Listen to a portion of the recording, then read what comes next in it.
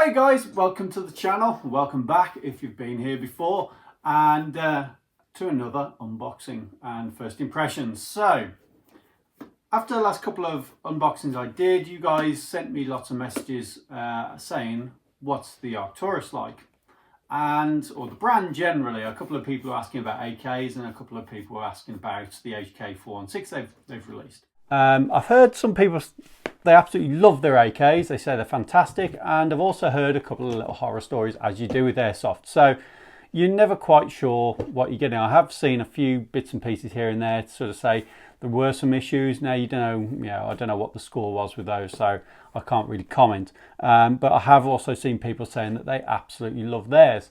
But there's not much information on the 416. Not many reviews on it. And people are asking me what it's like, how they perform, what the internals like, and the reality is I don't know because I haven't opened one up. So there's only one thing I can really do about that, and that's buy one, open it up and have a look. And that's what we're going to do today, so stay tuned. Remember, give us a thumbs up, subscribe, and leave a comment below if you want to know anything else. Right then, so here is the box, and it is a brown box. So completely void of any kind of branding. We have got the model on the end here, which is the AT-HT01, and it's called GR16 MOD5 AT-HT01. Now, this is basically an HK416 again, but the difference with this one is it's actually the A5. So correct me if I'm wrong, but the only other A5 I can think of is the actual VFC, I think. So I'm quite interested to see what Arcturus have done with this. Now I got this actually on sale for £220, I think it was, which is an absolute great price. I think roughly they're around the 260 mark usually. So yeah, it's a pretty good buy. So we'll open it up and see what's in the box.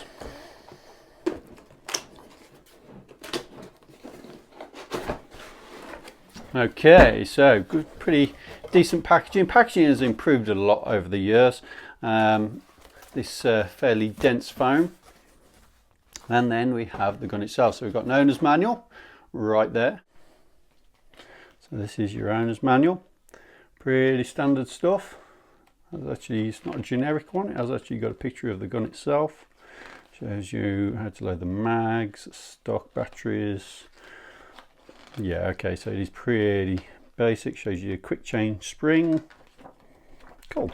Next up, we have a few parts in here. So you've got in there, that is the base of the grip for some reason. It's, you get like these turn lock based on the HK416 grips. Got a couple of Allen keys. Strangely, you've got some kind of cotter pin or roll pin there, and a couple of little black discs. Not got a clue what they're for, perhaps motor height or something like that, not absolutely sure.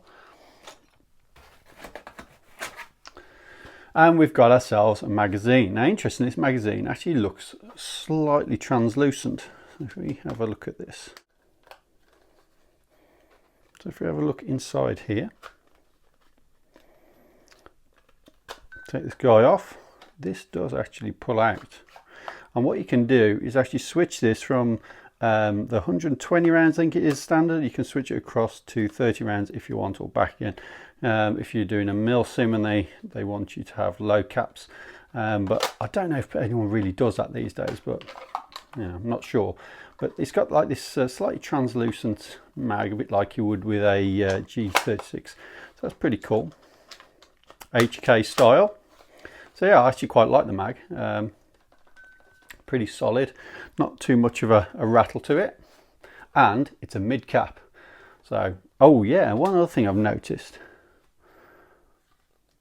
it's got a follower on there, so it feeds pretty much all the BBs, and that's a nice little touch. That's actually a really nice mag. And finally, we've got the gun itself. Let's pull this out, and that is pretty chunky. Let's get rid of the box and have a proper look at it. Oh yeah, I forgot that as well. You're now like an unjamming rod. Okay, so here is the gun itself. Looking actually really nice, and it is super sturdy and solid. There's not a rattle or a squeak in it. really solid, and not even in the stock.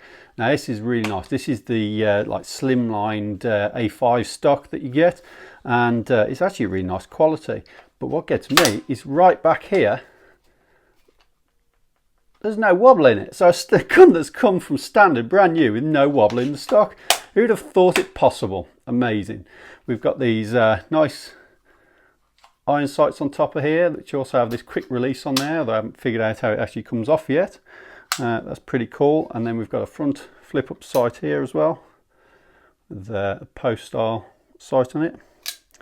We've got a fake gas block on the front, typical flash hider. No, so far looking nice. No trades on there. It's got serial number, but no trades.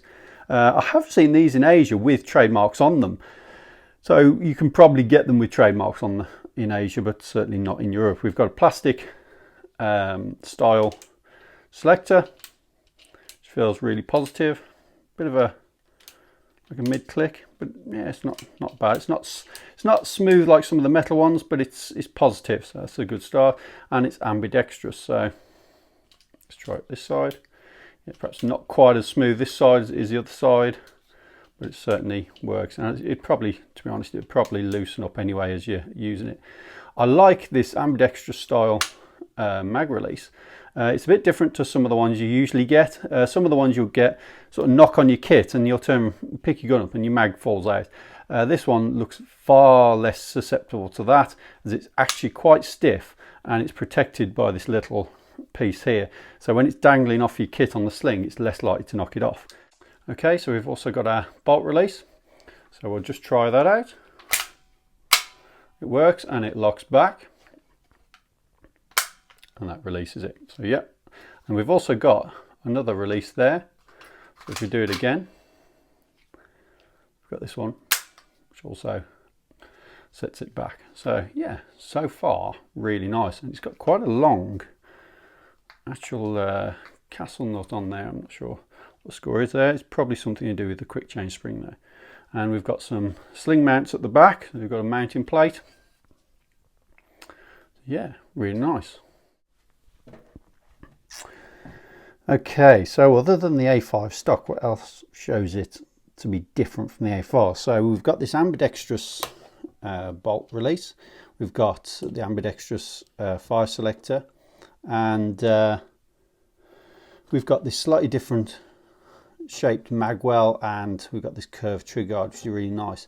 Now this gun actually has a advertised as a tight bore barrel. It's got a metal rotary hot chamber, and it's got a micro switch trigger. So they're all nice little upgrades from a standard AEG, if you like, or a more budget AEG. So it's actually quite a nice little starting area, and so far so good. And what I can say is the actual body on it is really well made. It's really well put together. There's no wobbles, there's no movement. It's absolutely solid. There's a little bit of metal gouge there from where this bolt's been tightened up, which I'll have a look at in a bit. But other than that, it's looking really good. And if we flip it over, you can see the other side. All the controls are really nicely done. This fire selector is nicely done. You can hear that's the trigger. So that's the take up on your trigger, and that's your micro switch. So yeah, that's a micro switch. So that's a nice little touch. Obviously your battery goes in the stock, or in the stock tube, should I say. So we'll have a look at that now, because to get this off, what you do is a little tab at the bottom here. You basically pull that back, if I can, and push this down, off it comes. Now that gives you access into the stock. Now the thing is, you'll notice there isn't a lot of room in there. I thought maybe you could put a battery in here, but you actually can't. So you're going to have a buffer tube battery in there, and as you can see, it's a mini Tamiya type. But nice to change that to a Dean's. Okay, so we'll put that back away. We'll put the end of the stock back on. This is actually a rubber butt plate, so really nice, nice squishy, grippy butt plate on there. And that just snaps back on. That's really nice. That plate I got earlier would fit in there. I'm not sure if we really need it, to be honest. It's more to, I'm guessing it's more to stop your motor height adjustment, but there's got a screw here and here, so you don't really need to hold the plate on the bottom. A lot of the 416 style grips have 2 screws at the front, and that plate just helps support the back, but with this it's not really doing anything. I'd say it's just to stop that moving if the height adjuster is a little bit loose.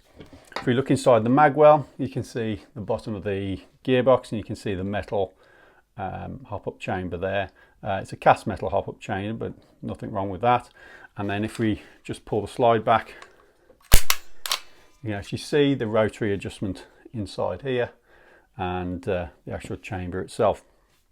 And then we've got this nice black faux bolt as well. So far really nice, and I like the fact there's no trades or engraving or anything like that, because it means you can actually have them put on there if you want. So if you want to have HK trades put on there, you can get them laser etched onto it. So yeah, nice, really solid build though. I can't say how solid this thing feels. There's absolutely no movement, tiny bit of movement in the free floating barrel, but that's normal for any free floating barrel. That's just the actual barrel flexing, that's not anything loose. So yeah, looking really good. I can't see if there's a proper gas block in it, which is always a nice touch. I can't actually see properly, but if I can't see in there, I guess it doesn't matter. But yeah, so we've got this nice ambidextrous selector, charging handle, quite a nice piece of kit. I'm not a big, I don't worry too much about the charging handles, but it is nice to see a nice catch on there. And then we've got our release, which you can also see operates this thing here. So when I press it the other side, it also presses this one. So what we'll do, we'll stick a battery in it and see what it sounds like. Okay, so a lot of you guys will know that I don't tend to use mini Tamiya batteries. If you've been on the channel before, you'll have heard me moan about them before. So I've got a pretty the battery I'd use for doing testing, should I say, is pretty crummy, pretty standard, 7.4, but it's no problem with it for testing. That's what it's for, and it fits in stock tubes. I suppose it has its benefits because it's quite small.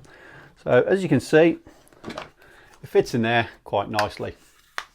There's a little bit of cable sticking out, but we could force that in if we really wanted to. Personally, I prefer just to pull the stock out a little bit. I can. That is generally the stiffest, sturdiest stock standard I think I've ever tried for like a stock tube. Yeah, that's bizarre. Quite a nice finish to stock tube as well. Very, very smooth finish to it. Now this comes in 2 colours. It comes in black, and it also comes in the tan colour, which is the R8000 colour, is it? Something like that.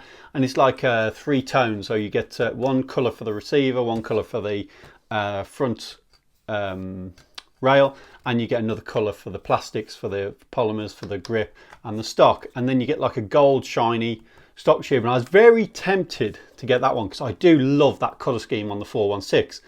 I know it's a bit of a personal taste thing, but I do really like it. The only reason I didn't is I thought on the Arcturus it looks a little bit too light. It looks a little bit too yellowy for the proper colour, and it's not quite got the darker bronzier colour that you get on something like, say, the Tokyo Marui, which I think for 416 colour schemes, I think the Tokyo Marui Delta is probably the best looking one that personally that I've seen. I think it looks the best. So I've got it in black, and for black, well, black's black, and all guns look good in black. So yeah, I think this is no exception. So yeah, we've got the 7.4 in there. We'll take it off safety onto single shot and full auto.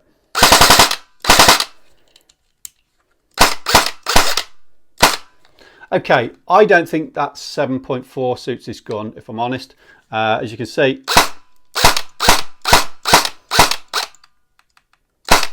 yeah, so you got sort of a half cock on some of the trigger pulls. If you don't do, you've got to make sure you do a full trigger pull. If you don't, you get a little bit of a half cock on there, and I think you'll be better off with a much more powerful battery spinning the motor a bit faster. Having said that, it actually doesn't sound that bad for a gun with a fairly low powered 7.4 in. It's certainly not the worst. It's certainly not the quietest gun on the plant. It is quite loud, but it's not screeching or squealing or anything like that.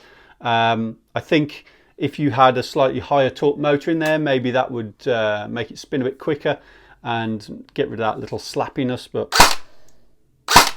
yeah, all in all, no problem with that. I just think it needs a little bit of a livelier turnover to it. So I think it'd be better with an 11.1 or maybe even a stronger motor maybe, but we'll have a look at that later. First things first, it's straight out the box, and what do we think? So far I really like it. I like the mag as well. The mag's really good with the follower on there. So let's push that follower in. Always push the follower in before you put it into the gun, because you can damage them if you're not careful.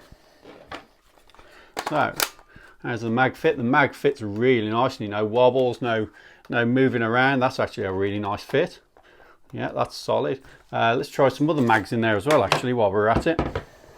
Okay, right, so we got some other mags. We've got a Spectre Arms mag. Yep, that fits really nicely. No wobbles, no shakes. We've got a PTS mag, my favourite. Yeah, it fits really nicely, no problems there. Really good.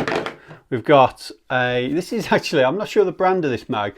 I've got it just to try. It was one of the really cheap mags that I got off Taiwan Gun. It was only about €6 or something like that. And it's basically a PTS copy, but I thought I'd give it a try, see what they're like. It actually fits really nicely, so bizarrely. I don't know how they feed yet, but we'll have to try those. And then obviously back to our original mag with the follower in. And I really like that. That is such a nice fit. It feels really good. And this gun feels pretty solid, I have to say. It feels really good.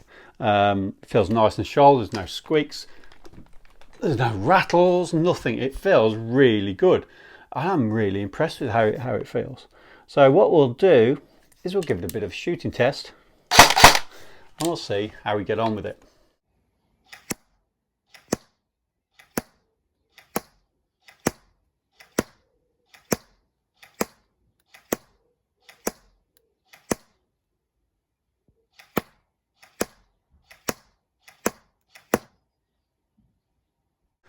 Okay guys, so there you go. We've got a little bit of a grouping here and the rest are all pretty much around the area. So for straight out of the box with a standard hop, that isn't actually that bad. That's not too bad at all at 20 meters. I did chuck an ACOG on there to make it a little bit easier to see where they're going, but it certainly wasn't zeroed by any means. It was reasonably, it wasn't far off, but it wasn't zeroed. And all in all, I actually don't think that's too bad. So when you consider this gun as actually advertised as having a 601 type ball barrel in it, that's not the worst grouping in the world. I've certainly seen a lot worse. So if we compare that to the latest ones I've done, so we've got two here. So that was the Spectre Arms H20 before I did anything with it, and you can see it is a better grouping. Then after I'd done the HK416, you can see it's actually a lot tighter, but all things comparable, it's actually not that bad, to be fair. I think if you put an upgraded hot rubber in this and a knob, that may be all you have to do to actually improve those groupings. It would be interesting. Like I say, not all type ball barrels are equal, as I said in my last video, but I think it's worth having a look to see what this type ball barrel is actually like and the quality of it, and have a look at the internals, because so far I'm actually really impressed with this. The only thing I would say about it is it needs a little bit more oomph in the gearbox to turn it over a little bit faster, and with that it's either a bigger battery or a slightly different motor maybe, but I bet you a bigger battery would make all the difference. So we need to do that and basically change it to Dean's to give it a shot. But the external build of this thing is super solid. I'm really impressed with the build of it, and I think it'd be really interesting to stick a different hot rubber in it and see exactly what it does. And the reason I say that, I know it's a brand new gun and I'm going to start messing with it, but the reason I say that is standard hot rubbers out the factories, they're not usually the best. You need to start thinking about things like maple leaf TNT, Prometheus, things like that. Then you could be onto a winner with what you've got. So let's see what we can do. One thing I will say about this, there's a lot of steel on it. The front end feels like it's steel, maybe the outer barrel, I'm not 100% sure. It didn't look steel, but it feels quite cold to the touch. And certainly this ring on the back is steel. So yeah, there's a few component parts that are actually feeling really good with this gun. And so far, out the box, I'm really impressed. And to be honest, it's nice because I've had a couple of reviews I've done lately that I've not really, they haven't been the most positive. So it's good to get a gun out. And I'm actually quite excited about this. When you review guns, sometimes they can get a bit samey and a bit boring. And you soon find yourself looking at the same things a lot. But with this one, I'm actually feeling quite excited about it. I do get the feeling there may be some proprietary parts with it though. But we'll find out when we take it apart. Okay, so first things first. We're going to have a look at the quick change spring system on this, because it has got a quick change spring system. We'll get rid of the cog for now. And it's underneath here. Now, one thing I'll say is, when you watch my videos, sometimes you see me do this, sometimes you don't. Get one of these guys when you're working with ARs or anything like that. It's so useful. It's an AR tool and it'll do a bit of everything. This spanner's the size of your lock nut at the front there. These pins will help you with the the delta ring things, and these will help you with the stock tubes. So let's get this off and have a look at the quick change spring system. So all you need to do is get the casting nut off.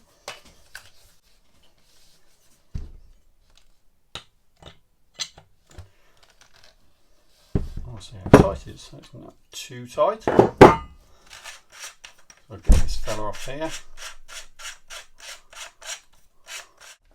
Okay, so when you take that out, when you pull this back, be real careful, because this little dude likes to leap out and run away. So that's what locates it in the back of the receiver. So this fits in the back of that sling mount there, and that sits in the back of the receiver and holds it in place. Right, that thing, yeah, come back here, you. That thing is going to have to be glued in because I will lose that. So let's screw the stock tube out of the receiver. And there comes the battery, because I left the battery in.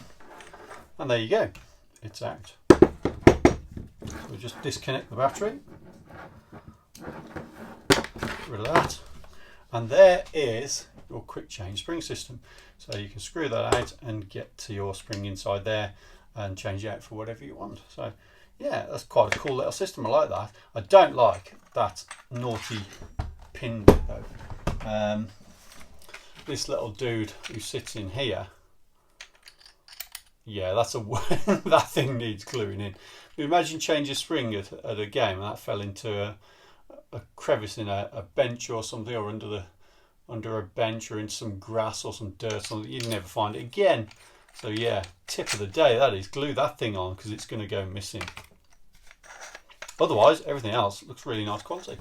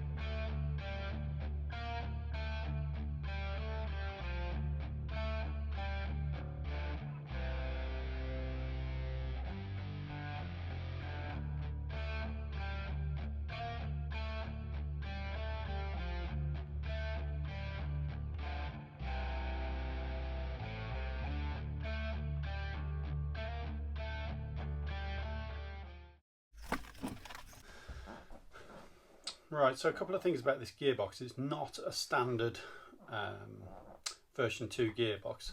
Obviously it looks like one, but it actually isn't. Now what you've got is an anti-reversal latch. It's in a different place down here. The trigger is completely different because it has to operate with the micro switch. It's actually, no, it's completely proprietary. I thought it might have been like an adapter on there, but it's a proprietary trigger unit, so you can't buy your blade triggers off eBay kind of things. Not that that really matters. It is a standard version 2 cylinder, really nice stainless version 2 cylinder. The head's very standard, it's nothing special, and the actual nozzle is it's got no ring on it, so it's plastic nozzle, but because it's got no ring on, there's no reason to change it. That's absolutely fine. Gears are not, they're standard gears that you find in AEG, but they are nicely finished, so I think they might be a little bit above what you usually get in a like a budget gun, if you like. The SHS style delay chip on there as well. The piston is again very standard, but it has got a full metal rack, full steel rack, and one tooth removed at the back. So yeah, all good. It's actually a really nice quality build, and I have to say the gearbox is pretty solid.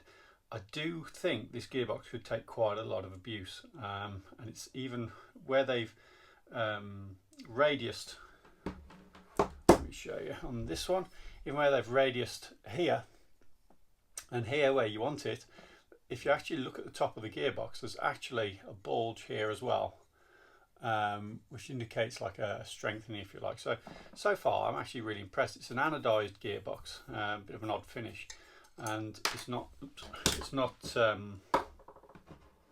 particularly smooth, but I don't think that really matters. It is nicely finished. There's no burrs, no sharp edges. It's all really nicely done, and they put grease in it, which is always a good sign. So happy days.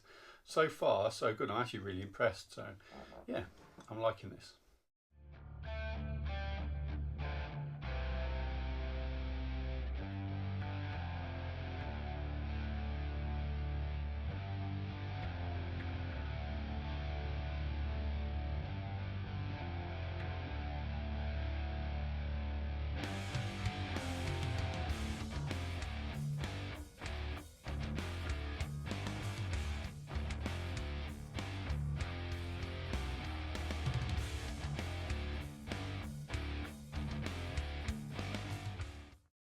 So we've had a look at the inside this, and I can say that it's a good solid built gearbox. It's not fancy in many ways. It's got solid shells from the feel of it. Doesn't see anything wrong with them. The gears are nicely made, you know, decent quality gears. The trigger switch, don't forget that is a switch, not necessarily a MOSFET. So you're not going to get the features you get with say an advanced MOSFET. It is just a trigger switch, just remember that. But it does mean you can run a heavier battery or a bigger battery. The gearbox itself, I've noticed with this and the Spectre arms I've reviewed recently, they're quite proprietary, the gearboxes. They are version 2, and all the internals will be compatible with version 2 gearboxes. But the gearboxes themselves, the shells, they tend to be more proprietary because of these quick change springs that people are putting in now, or companies are putting in, and they're all doing them in their own sort of way. And this is no different, and you'll find that, like if you look at the video, the anti-reversal latch was in a completely different place to make room at the back. And the same as I did the Spectre arms before, because of the quick change spring system, the way the actual spring guide fits in is completely different. Now with this gun, the actual spring change system is still conventional. It's only actually the back here with the stock tube going into the receiver that's particularly different. But like I say, the anti-reversal is in a different place, and the fire selector plate is totally different to your standard version 2. So if you have like an AR-15 style gun with a plastic selector, this is very different, and the safety works in a very different way to a normal version 2 gearbox. So just be aware of that. It's not a reason not to buy one of these, or you know, the same with the Spectre arm. The Spectre arm is not a reason not to have one. It's just worth knowing that when you go into it, if you're going to do anything with it. If you're not, then it doesn't really matter anyway. So yeah, the gearbox is a good solid basic build. I like it. I like the way they put it together in the sense that they haven't tried to be fancy or over the top, and they've just gone for decent quality parts. And that's exactly it. You know, nothing too fancy. The cylinder's nice, good quality cylinder. It's stainless steel. I like that. The cylinder head, it's plastic, you know, but it's got a stainless parts on it. The actual nozzle is great because it's plastic, but it doesn't matter because it's got an O-ring on there, so it gives you a little bit more consistency. And the air seal is good on it, no problems at all. So yeah, we've had a look at that. It's all good. The actual external build, this thing is absolutely solid as a rock. This is really, really well built, solid gun. The way it's put together is fantastic. I really like it. And while I had it apart, we did the shooting test earlier, and while I had it apart, I decided to swap out the hot rubber because it just had the standard bucking in there, and I put a maple leaf Macron in there. Now, I really like the hop unit on this. It's really good quality. It's well made. But I've put the Macron in. I'll show you the video now.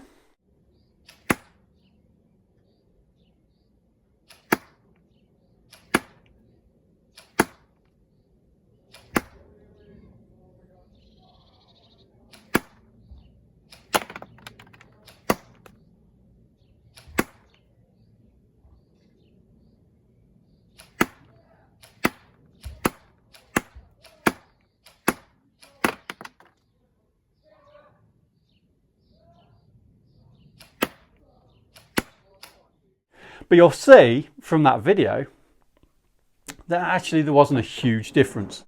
So this was the first target we did with the standard hop unit and standard bucking, and this was the second one. So this is with the Macron. You see there's actually not a great deal of difference in it. You had 3 groupings on that, and it was reasonably stable. So we could probably improve on that quite a bit, but as a standard gun with a maple leaf bucking, it's not that bad at all. So the type bore inner barrel on this is actually steel. It's not brass or aluminium like a lot you see in the as original equipment. But what I will say is it's coated, but I'm not sure how good the coating is. The barrel on these, when you buy one of these, honestly, I can't stress it enough, you've got to clean the barrel because the barrel is filthy. And the best way to clean it is to take it out, unfortunately. But yeah, if you don't do that, you just clean it standard, then that's fine. That's absolutely no problem at all.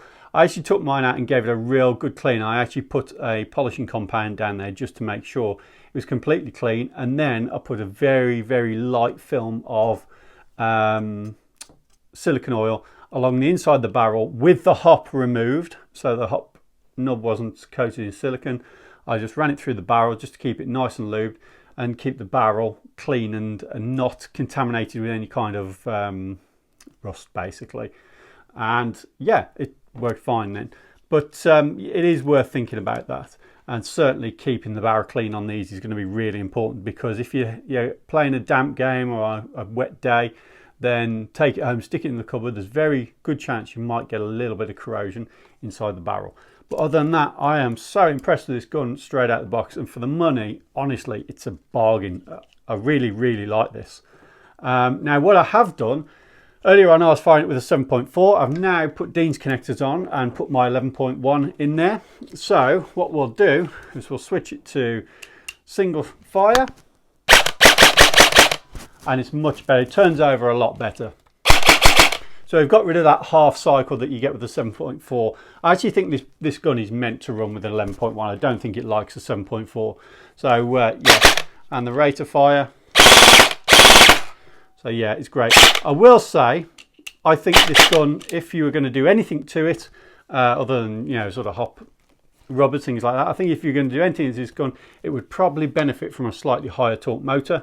If I'm completely honest, it is loud. It's an incredibly loud gun. Compared to some of the others. Not quite sure why. Haven't got to the bottom of that, but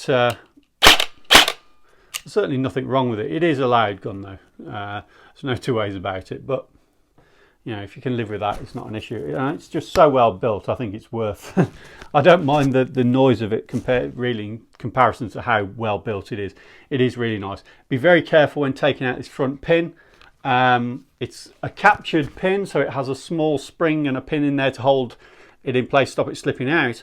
On mine it was very stiff, and I almost, when I hit it, I thought, no, it doesn't feel right. When I had a look, the pin was actually stuck, and if I'd given it another whack it would have broken the receiver, so just be very aware of that. Go at it very slowly and carefully. Everything else on here is absolutely spot on, and if you were to buy this as a new player and go out in the field, you'd have great fun with it. You'd have no problem at all. You don't have to take it apart, you don't have to re-grease it, or the gearbox was greased in the right places. There's nothing to do with it. It's just well built, and it's really good value for money. I bought this for 200, I think, I'm sure it was 210, 220 pounds, something like that, while it was on sale. They usually retail for around 260, 65, but in that sort of price range, when you're looking around to see what's about, it can be quite a minefield, because some are good and some are not so good. So that price bracket between like 170 and sort of 300 pounds, it can be tricky to find what you want. And I actually think that this thing has surpassed my expectations completely. I am actually quite surprised by it, even down to the fact the stock is solid and doesn't wobble and doesn't move for a standard gun. I know it's not a big thing, but it's nice to see that some detail gone into it. Somebody's given some thought about it, and it's really, really nice. The magazine's good, all the parts with it, they're all good. It works well. I like the fire selectors, they feel nice. When I first bought it, they were a bit gritty, I thought, but then I've used it a few times now and it feels great. And it's nice to shoot. It's a nice gun to use. And this one, I'm pretty sure I'm going to be messing with quite a lot, because I'm so pleased with it. I can see this becoming one of my regular run guns. Because I'm actually quite happy with this. Okay, so we're using 0.2s, 11.1 battery, 339, 338, 339, 335, 340, 333, 341, 340, 342, 341.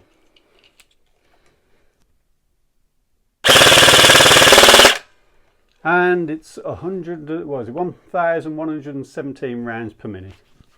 So that is the Arcturus HK416 A5, otherwise known as, what was it, the AT-HT01, which is an HK416. And I've had a lot of people say to me lately with different reviews, should I buy this gun? Guys, I can't tell you which gun to buy. It's totally up to you. If you like the look of a gun, even if I don't, it doesn't mean you shouldn't buy it. It means you should just make your own decision as to whether you want it or not. So what I can say, because I have bought this gun for myself, nobody sent it to me. Would I have bought this gun, and would I have been happy with it had I not bought it to review? 100% yes. I would actually be happy if I wasn't reviewing airsoft guns to go out and buy this myself. I really like it. It's great out the box, you can go and play with it, and it's also got potential if you want to upgrade it in the future, and that's the key, isn't it? I mean, at the end of the day, if you're a new player, you buy this, you want to go and play with it, you don't want to upgrade it, it's more than capable of doing that, and you can have a great time with it. I would recommend sticking 11.1 in, but you're going to love this gun.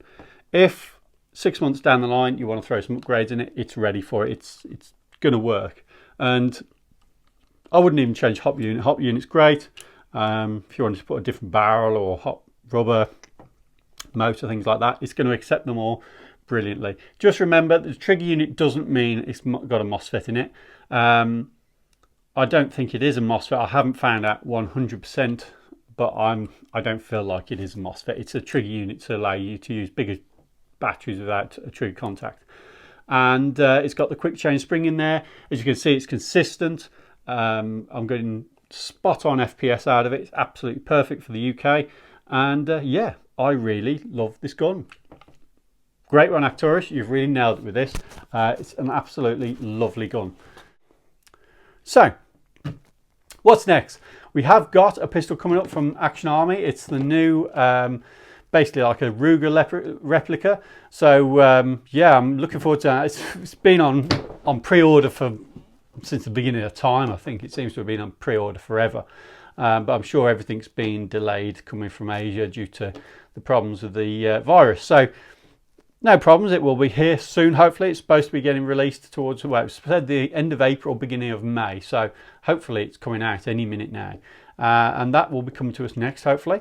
And yeah, thanks for watching, guys. Keep a lookout for the new content. Remember to hit the little bell to get notifications when I get a new video up, and keep watching, keep the comments coming, keep letting me know what you're doing and what guns you want to see, and I'll see you very soon. Thanks for watching. See you again soon. Bye bye.